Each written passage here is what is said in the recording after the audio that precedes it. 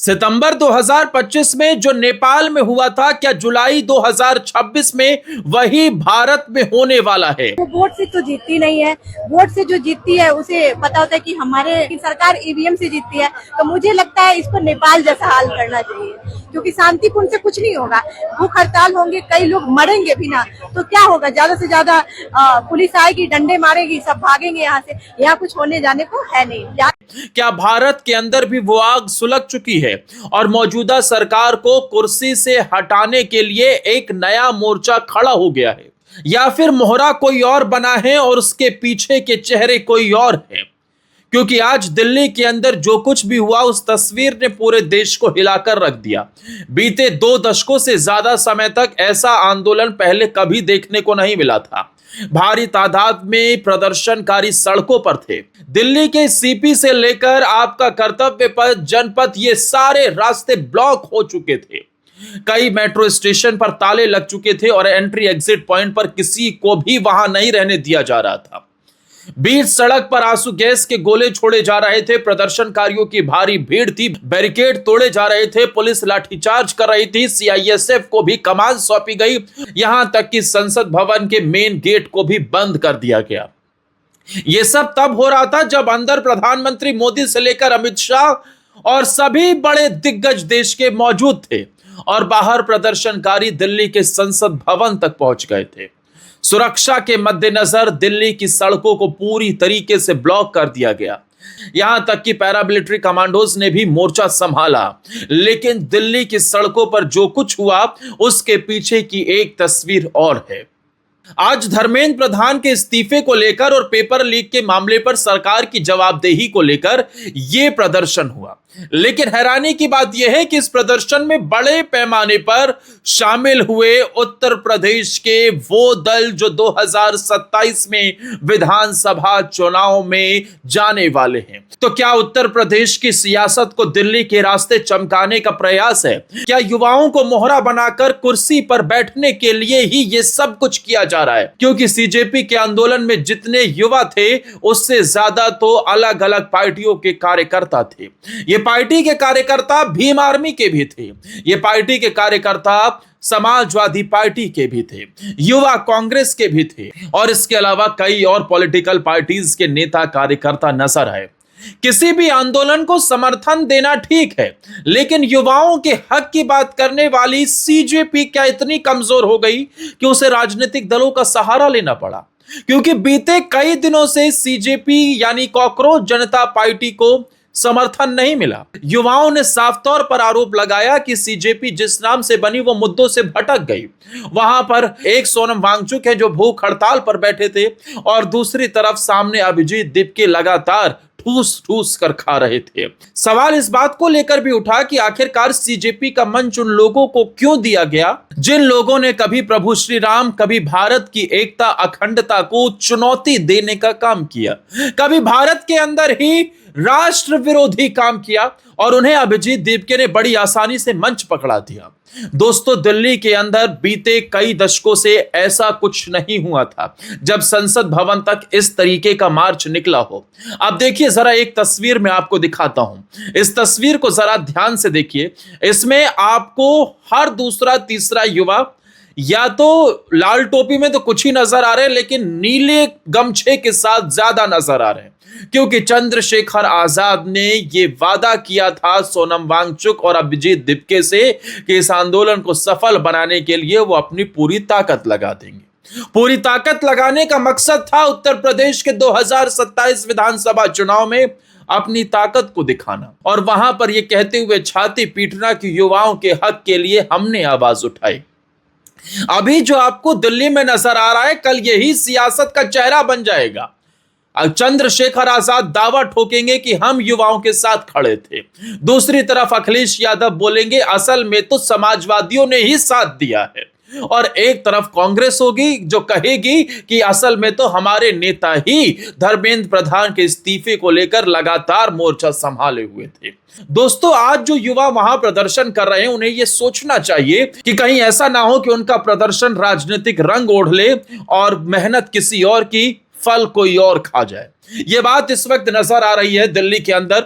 दिल्ली के अंदर मौजूदा हालात ये हैं कि संसद भवन के आसपास के सभी रूट पर बैरिकेडिंग है, ज्यादातर सारे रास्ते बंद कर दिए गए हैं। प्रदर्शनकारी लगातार संसद भवन की तरफ बढ़ते हुए नजर आए। इसके अलावा वहां पर मेट्रो के एंट्री एग्जिट पॉइंट को बंद कर दिया गया, जिससे मेट्रो के कई जो दरवाजे थे वो पूरी तरीके से बाधित हुए, लोगों को भी परेशानी आई।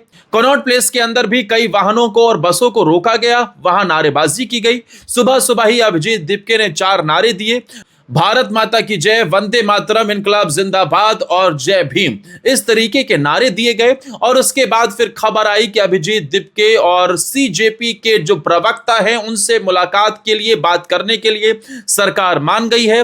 कॉकरोच जनता पार्टी के प्रतिनिधियों का एक प्रतिनिधिमंडल सरकार से मुलाकात करेगा और तब तक के लिए सीजेपी के इस आंदोलन को अस्थायी रूप से रोक दिया गया है। इसकी घोषणा खुद अभिजीत दीपके ने की है और अब उनकी मुलाकात, खबर है कि या तो गृह मंत्री अमित शाह के साथ या फिर सबसे पहले जेपी नड्डा, जो कि मौजूदा वक्त में स्वास्थ्य मंत्री हैं, उनसे मुलाकात कराई जाएगी। खबर तो यह भी है कि जेपी नड्डा खुद सोनम वांगचुक से मिलने के लिए अस्पताल जा सकते हैं, क्योंकि आज ही खबर आई कि सोनम वांगचुक ने एक लेटर लिखा है, अपने हाथ से वो लेटर लिखा है और उसमें उन्होंने 3 शर्तें रखी हैं। सोनम वांगचुक की तरफ से रखी गई इन 3 शर्तों में यह साफ तौर पर लिखा गया है कि पेपर लीक की घटनाओं और शिक्षा व्यवस्था की नाकामियों की सरकार जिम्मेदारी ले।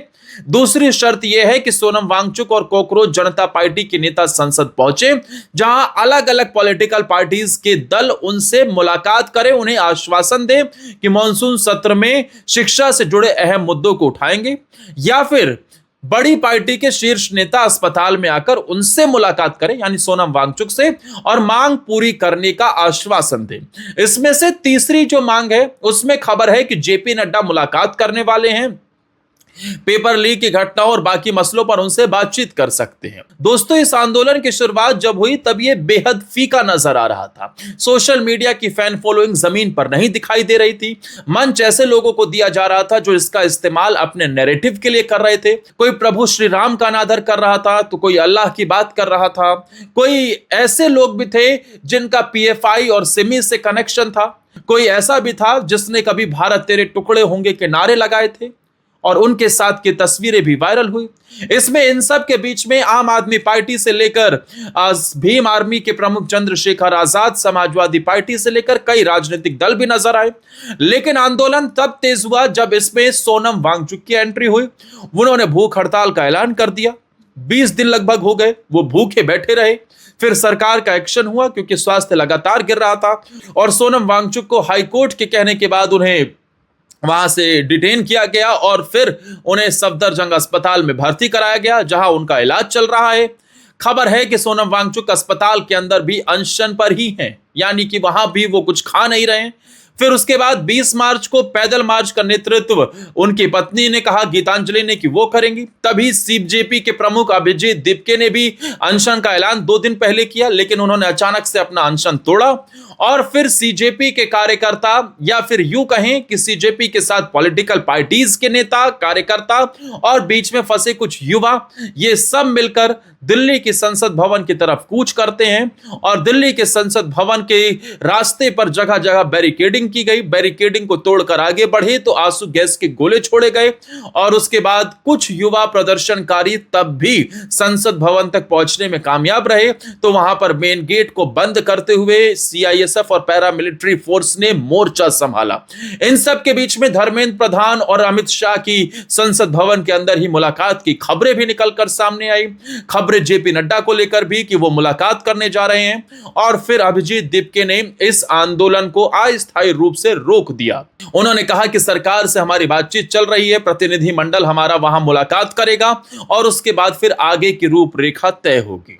कुल मिलाकर जिस आंदोलन की शुरुआत युवाओं के भविष्य को लेकर थी, क्या उसमें अब कई बड़े सवाल खड़े हो रहे हैं कि 2027 के इलेक्शन को लेकर कुछ पॉलिटिकल पार्टीज माइलेज लेने की कोशिश कर रही हैं। युवाओं का चेहरा सामने है लेकिन पीछे से सियासत हो रही है। सवाल इस बात का भी है कि सीजेपी के प्रतिनिधि मंडल की बात मानने के बाद क्या ये पॉलिटिकल पार्टी का आकार धीरे धीरे ले रही सीजेपी हमेशा के लिए खत्म हो जाएगी? क्या इसमें आम आदमी पार्टी का भी बहुत बड़ा रोल है?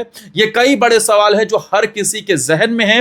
लेकिन फिलहाल दिल्ली पूरी तरीके से अशांत है, दिल्ली के अंदर भारी बवाल है, सड़कें जाम है और संसद भवन तक प्रदर्शनकारियों का मार्च दिखा। अब सरकार इस पूरे मामले पर क्या एक्शन लेती है? क्या धर्मेंद्र प्रधान का इस्तीफा होगा या फिर अभिजीत दीपके से बात कर कुछ और हल निकलेगा? ये देखने वाली बात हो। अब आपका इस पर क्या कहना है कमेंट सेक्शन में जरूर बताइएगा। हमारे चैनल को सब्सक्राइब करना बिल्कुल ना भूलें।